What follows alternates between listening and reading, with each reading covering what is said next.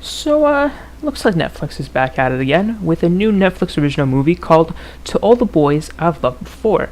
Now, some of you guys recognize the name because it's actually from a New York Times bestseller, To All the Boys I've Loved Before. And can I just say something? Why is every book a New York Times bestseller? Like, I fucking swear, every book ever created is a bestseller. Like, it's just, there's no way they can all be bestsellers.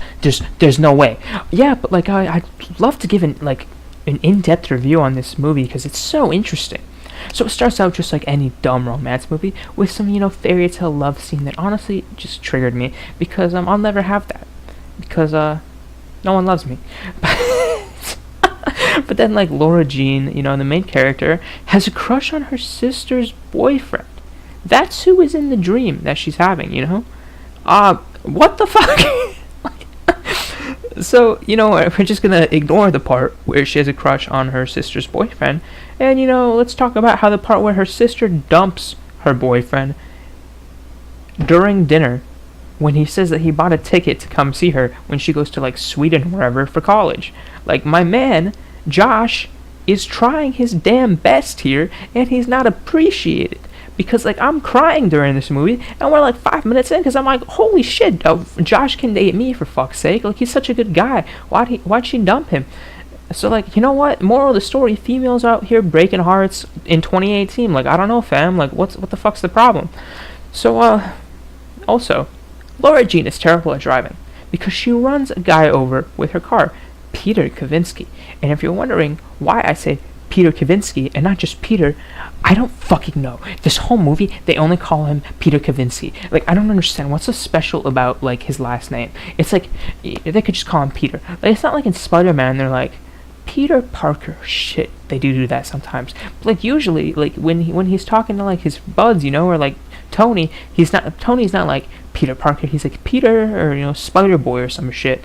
But, like, Peter Kavinsky is, like, always referred to, or almost always referred to, as Peter Kavinsky. Even I'm referring to him as Peter Kavinsky. If I call him Peter one time, fucking slap me, because, like, I'm breaking, like, this continuity. And he has a girlfriend, by the way, so when he gets run over, he has a girlfriend. And it's because you can only run over guys that have girlfriends. If you're running over a guy who's single, you're a fucking asshole. You can only run over the ones that are in a relationship. She is the worst driver ever, I would think, and refuses to drive again, and that's all that we can take from this scene here. We really know that she's struggling and she's gonna need a ride. So you see, they're giving us hints at what's to happen. So next thing we find out is she has one friend, which is pretty much me in high school. Okay, you have one friend, if even one, and this girl Jen is a complete bitch because she has a differing opinion about Laura Jean's shoes. Now, why the fuck they're fighting over shoes is crazy, because, like, in real life, I thought girls fought over more than just shoes, but apparently it's just shoes. So, like, they're just fighting over shoes. It gets really, like, crazy. Peter comes in, Peter Kavinsky, and he's like, yep, that's what Peter Kavinsky did. He's great.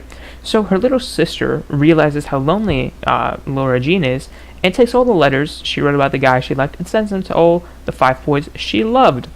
Now, before I talk about the word love there, let's talk about how Laura Jean took the time, because she reads so many books, and I hate that reading books somehow makes you, like, super cute. Like, I don't get it, but, like, you know what, Laura Jean, hella cute. So not even talk about that, but, like, what the fuck? Loved? Bitch, you ain't know what love is. You are like 10 years old for some of these people. Like, watch the movie Frozen, dumbass. Like, love is putting someone else's needs before your own. I'm quoting my fucking man Olaf on that one. Like, she didn't put herself before anyone, she only cared about herself and her, like, fucking, like, fantasy love. So who gets a letter? Josh gets a letter. So does my man Peter Kavinsky, who is completely fine after getting hit by a car, by the way. Like, he's perfectly fine. Like, my man's made of steel or some shit. And his girlfriend left him, by the way, because he got hit by a car. Wow, Jen's a bitch. Okay, I see why that's a thing. So he goes to talk to Laura Jean, and he just makes out with her instead, like a typical fuckboy. So they're just making out on the track field in gym, and then they start dating, of course, because Laura Jean is a hoe and can't make Josh think that she liked him because, like, shit with her sisters and they get intense, and Peter Kavinsky wants to make Jen jealous.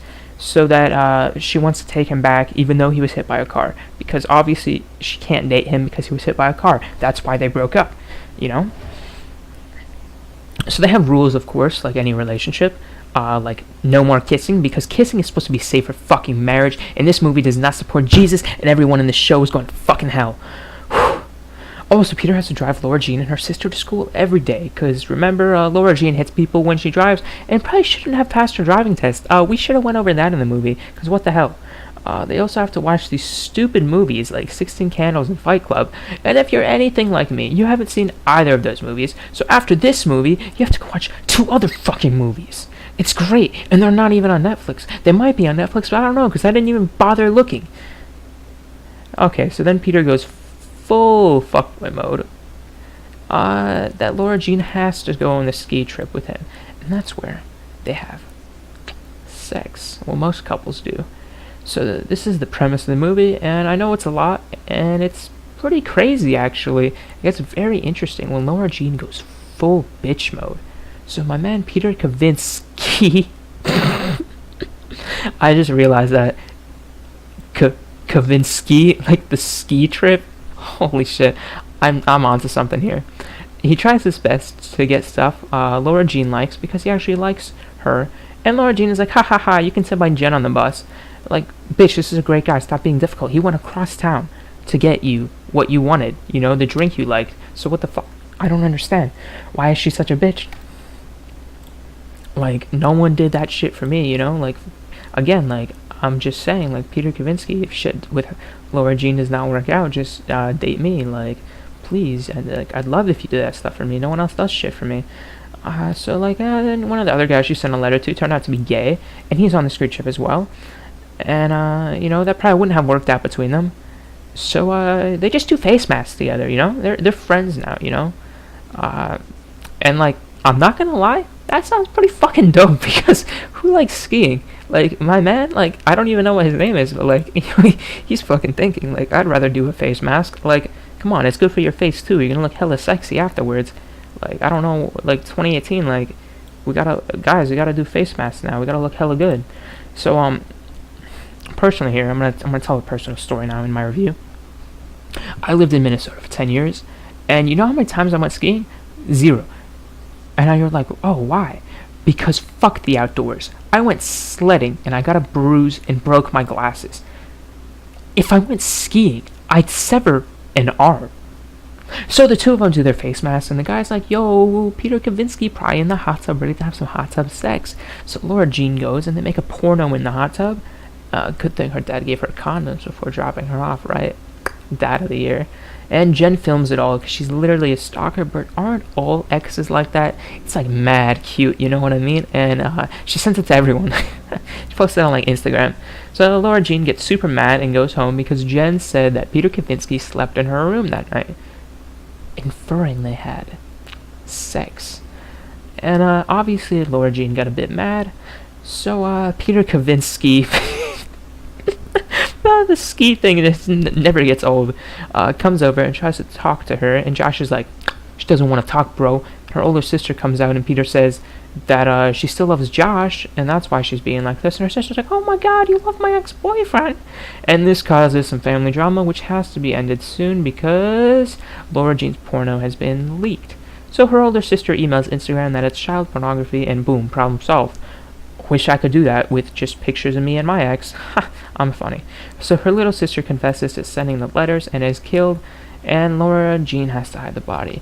Yeah, the movie gets pretty dark towards the end. Laura Jean goes full killer mode. Like, you don't, like, her sister should have known, like, you don't do that shit, you know? Like, she's not making it to the 7th grade after all, even though she really wanted to, because, you know, she shouldn't have done that in the first place. I mean, there's something called privacy, and, like, this movie really teaches you, you know what, bitches get stitches. That's the phrase, right? So she has a talk with her dad after that, and her dad does not know about the murder, and she decides to chase after Peter and drives to his lacrosse practice at school, literally running a stop sign and parking between 4 fucking spots. So let's just talk about something real quick. So when I park a little bit into another spot, I get a parking ticket. But Laura Jean, she can just park wherever she wants because she's the main character, so fuck that. So they get married and have kids and whatnot. No sex scene for all of you perverts waiting for it. And that's the end of the movie here. I mean, there's another guy she sent a letter to who arrives in the end credit scene, but like, ha, too late, bitch. Laura Jean got a new man. Peter Kavinsky. Hell yeah.